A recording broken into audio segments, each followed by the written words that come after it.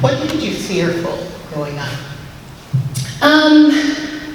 So interestingly, a couple of things made me fearful. One was the fact that we had the talk in our household, just like so many other Black families in this community. When I turned 16, I'm about to date myself, but when I turned 16, my mother said, and I started driving that 45 minutes to school, she said, if you ever get pulled over, I don't care how many minutes you have on your phone. There were no unlimited plans then, people. I don't care how many minutes you have on your phone. You call me and you leave the phone on speaker until you are done. The first time I ever remember being faced with police violence, my brother was 5, I was 9, and my brother and my late father were driving in a car that the police were convinced could not have actually belonged to my dad. He was in, I want to say it was Belle Noire or Belle Reve, one of these tiny municipalities that was right next to Ferguson. And he was pulled over, snatched out of the car, thrown up against the hood of the car. My brother's 5 years old and sitting in the back seat screaming and crying. My father comes home irate, my brother comes home scared, and the fear that I saw in my brother's eyes was something that I never ever want to see in the eyes of another person that I love.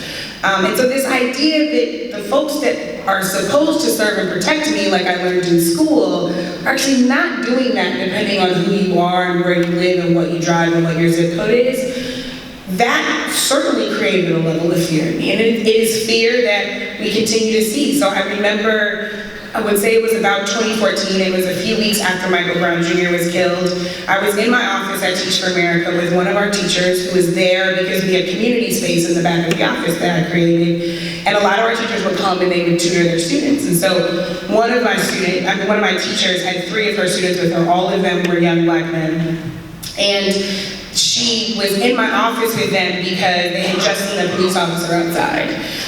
And 2 of the students hid behind their teacher, who was a white woman, and they said, I need you to protect me. So all these years later, where I'm seeing the same fear in another young person's eyes, who could have been my brother, who could have been Michael Brown Jr., who could have been Von Garrett Myers, who could have been Eugene Powell.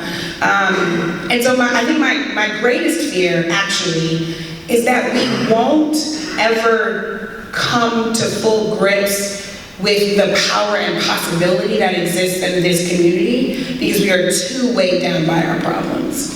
And that would just be our greatest shame. Like, I just don't know if we really have reckoned with the stuff that we are made of in St. Louis. Like the story of Margaret Bush Wilson, right? The stories of John Barry Meacham and Mary Meacham, who helped people cross into freedom across the Mississippi River, and she and her husband created a floating freedom school because it was illegal to teach Black children to read and write in Missouri, but the Mississippi River was free territory, right? We come from that ingenuity. We come from Dred Scott. We come from all of these people who are creative and tenacious and willing to lay it down on the line for freedom.